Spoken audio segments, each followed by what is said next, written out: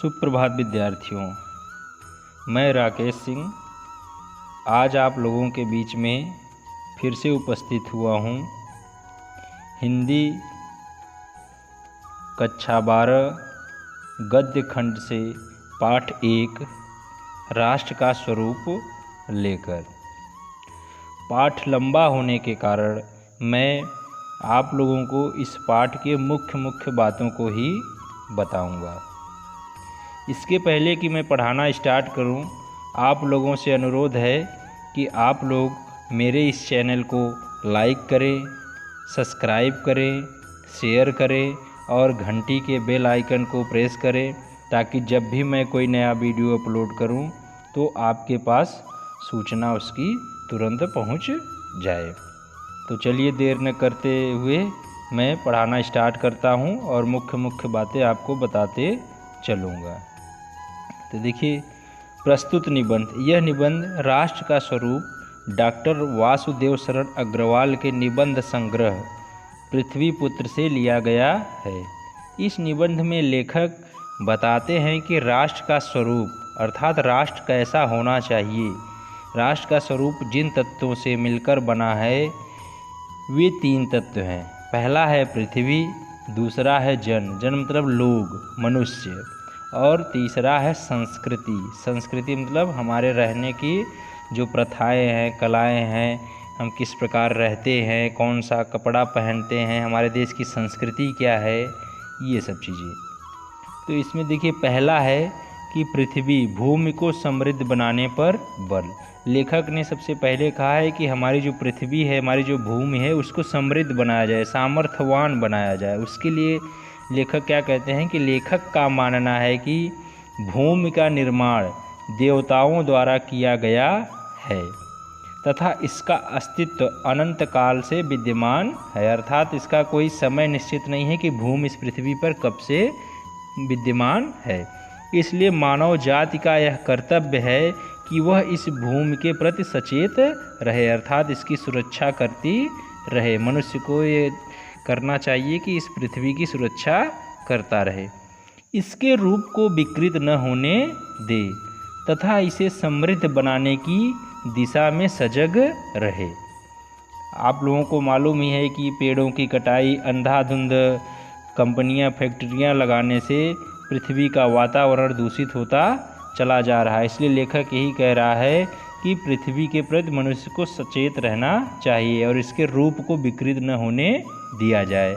आगे देखिए, लेखक का कहना है कि भूमि के पार्थिव स्वरूप के, पार्थिव मतलब मुख्य, उसका जो मेन शरीर है, मुख्य रूप से जो है पृथ्वी के प्रति हम जितना अधिक जागरूक रहेंगे, हमारी राष्ट्रीयता उतना ही बलवती होगी, क्योंकि हमारी समस्त विचारधाराओं की जननी वस्तुतः यह पृथ्वी ही है। हमारे जो भी विचारधारे हैं उसकी जननी, उसको जन्म देने वाला कौन है? पृथ्वी है।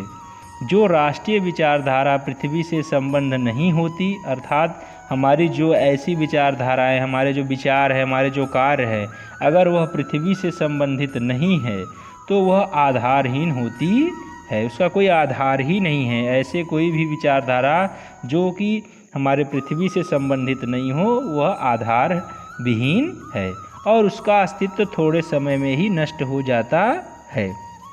राष्ट्रीयता का आधार जितना सशक्त होगा, राष्ट्रीयता की भावनाएं भी उतनी ही अधिक विकसित होगी। अर्थात हम राष्ट्र के प्रति जितना अधिक हमारा लगाव होगा वह उतना ही अधिक सशक्त होती जाएगी। इसलिए प्रारंभ से अंत तक पृथ्वी के भौतिक स्वरूप की जानकारी रखना। भौतिक स्वरूप मतलब जो पृथ्वी का पूर्ण रूप से स्वरूप है, पेड़ पौधे, जीव जंतु, पहाड़ जो भी है, उसकी पूरी जानकारी हमें रखना चाहिए तथा इसके रूप, सौंदर्य, उपयोगिता, इसका रूप कैसा है, पृथ्वी पर कौन कौन सी चीज़ें सुंदर हैं, इन वस्तुओं की उपयोगिता क्या है, उनकी महिमा क्या है, उसको पहचानना प्रत्येक मनुष्य का आवश्यक धर्म है। अर्थात पृथ्वी के बारे में, पृथ्वी पर जितने भी वस्तुएं हैं उनकी क्या सुंदरता है, उनकी क्या उपयोगिता है, उसकी क्या महिमा है, वह मनुष्य के किस काम में आएगा, वह सबको जानकारी रखना चाहिए। पृथ्वी हमारी धरती माता है।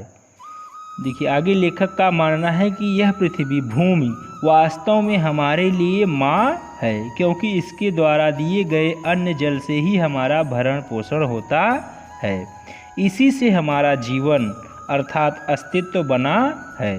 धरती माता की कोख में जो अमूल्य निधियाँ भरी हुई हैं, अर्थात इस धरती पर जो अनेक प्रकार की वस्तुएं हैं, उनसे हमारा आर्थिक विकास संभव हुआ है। आर्थिक मतलब कि हमारे जो तमाम प्रकार के जो विकास होते हैं, जैसे गेहूँ उपज पैदा करना, धान पैदा करना और तमाम प्रकार की वस्तुएं जो भी पैदा करना है, वह इस पृथ्वी से ही हमें प्राप्त होती हैं और आगे भी होता रहेगा।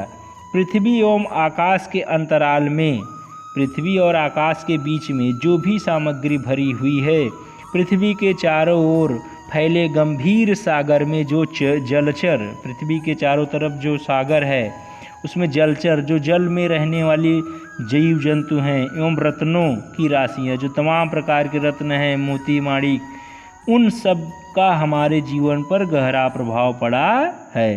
अतः हमें इन सब के प्रति आत्मीय चेतना रखने की आवश्यकता है। अर्थात जो भी वस्तुएं हैं उसे अपना समझकर उसकी सेवा करनी चाहिए, उसकी सुरक्षा करनी चाहिए, उसको नुकसान नहीं पहुंचाना चाहिए, उसके प्रति हमें सचेत रहना चाहिए। जो भी इस पृथ्वी पर है, जो भी समुद्र में है, सब चीज़ों को अपना समझकर उसके प्रति आत्मीय चेतना, आत्मीय मतलब अपनी वस्तु समझकर, राष्ट्र की वस्तु समझकर उसकी सुरक्षा करते रहना चाहिए। इससे हमारी राष्ट्रीयता की भावना को विकसित होने में सहायता मिलती है। जब हम इस पृथ्वी पर समस्त वस्तुओं को अपना समझकर उसकी सेवा शुश्रूषा करेंगे तो इससे हमारी राष्ट्रीयता जागृत होगी। हम राष्ट्र के प्रति सचेत रहेंगे कि यह वस्तु हमारे राष्ट्र के काम आएगी, हमारे काम आएगी।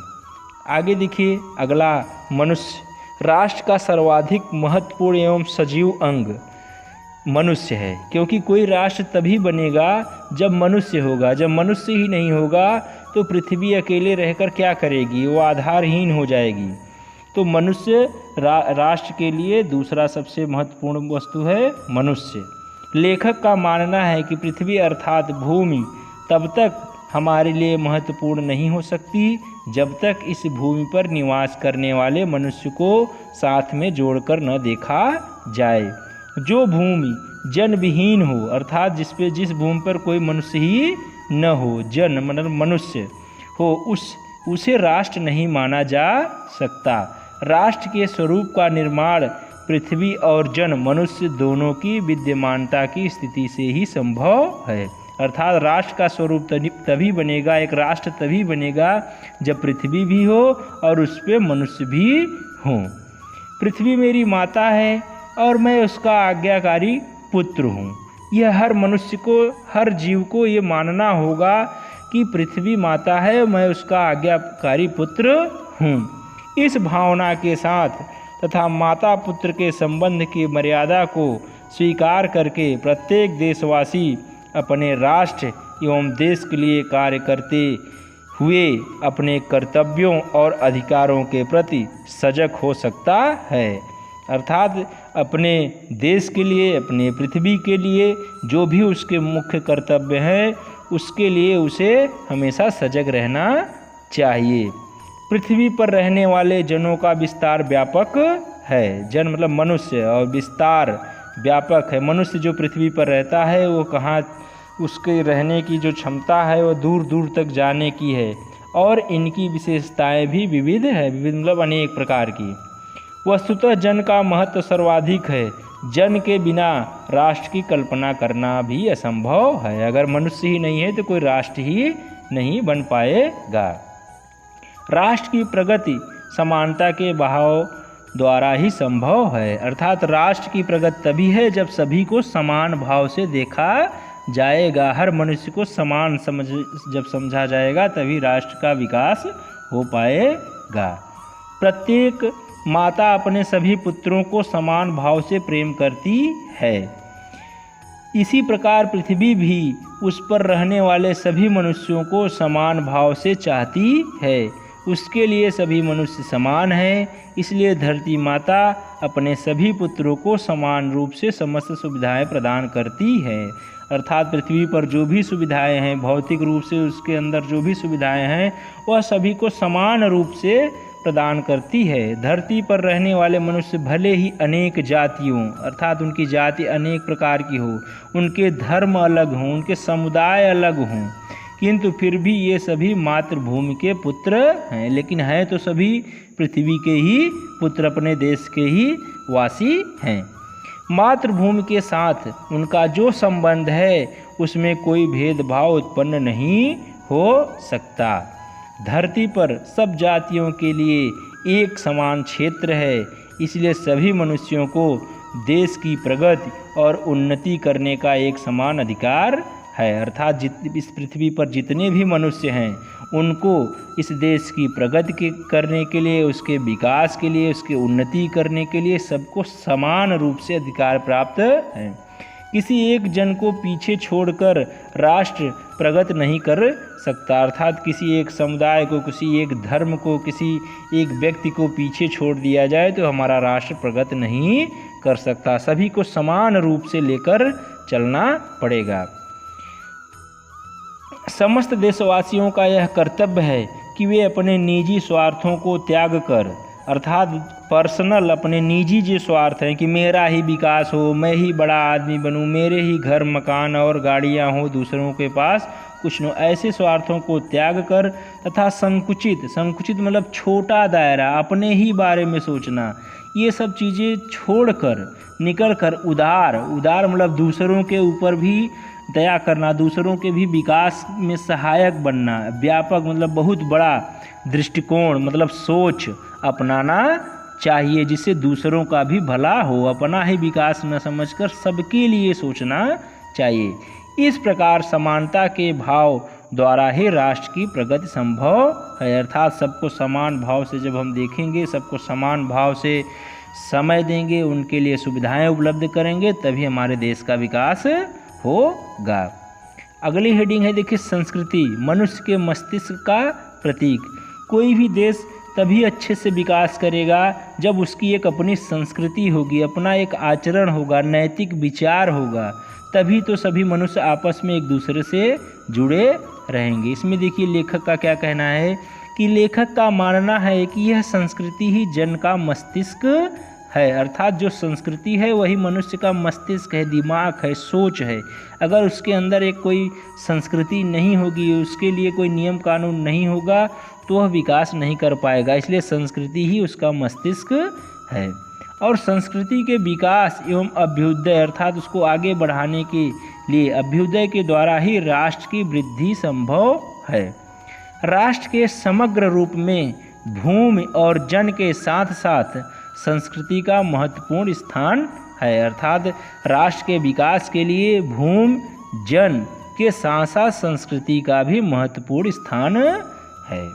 अगर भूमि और जन को संस्कृति से अलग कर दिया जाए तो राष्ट्र प्रगति नहीं कर सकता, क्योंकि जब संस्कृति ही नहीं रहेगी तो मनुष्य एक दूसरे से उतना लगाव ही नहीं रखेगा, और जब लगाव नहीं रखेगा तो उस राष्ट्र का विकास नहीं होगा। इसलिए राष्ट्र के विकास में संस्कृति भी बहुत ही ज़रूरी है। किसी भी राष्ट्र के लिए संस्कृति उसकी जीवन धारा है। प्रत्येक जाति अपनी अपनी विशेषताओं के साथ संस्कृति का विकास करती है। जो जिस जाति का है उसकी जो भी संस्कृति है उसी के अनुसार वह अपना विकास करता है। इस प्रकार प्रत्येक जन अपनी भावना के अनुसार अलग अलग संस्कृतियों को राष्ट्र के रूप में विकसित करता है। अनेक संस्कृतियों की एक साथ रहने के बावजूद सभी संस्कृतियों का मूल आधार पारस्परिक सहिष्णुता एवं समन्वय की भावना है। अर्थात कि अनेक प्रकार की संस्कृतियाँ एक देश में रहती हैं, लेकिन सबका एक ही मूल आधार है, सबका एक ही सोच है कि आपस में समन्वय, आपस में मिलजुल कर रहना। यही हमारे बीच पारस्परिक प्रेम एवं भाईचारे का स्रोत है तथा इसी से राष्ट्रीयता की भावना को बल मिलता है। लेखक का मानना है कि सहृदय व्यक्ति प्रत्येक संस्कृति के आनंद पक्ष को स्वीकार करता है। अर्थात ऐसा व्यक्ति जो अच्छा है, जिसका हृदय अच्छा है, वह हर संस्कृति को अपना समझता है और उसमें जो आनंद है, उसमें जो अच्छाइयाँ हैं, उसको स्वीकार करता है। तो इस प्रकार राष्ट्र गौरव जो राष्ट्र का स्वरूप है, इसमें जो भी मुख्य बातें हैं वो उसको मैंने आप लोगों को बताया है। इसमें जो भी कमियां रह गई हों उसको कमेंट बॉक्स में आप कमेंट करिए, और जब आप मुझे अच्छे सुझाव देंगे तो मेरा हौसला और बढ़ेगा और मैं और अच्छे से आपको पढ़ाने का प्रयास करूँगा। धन्यवाद।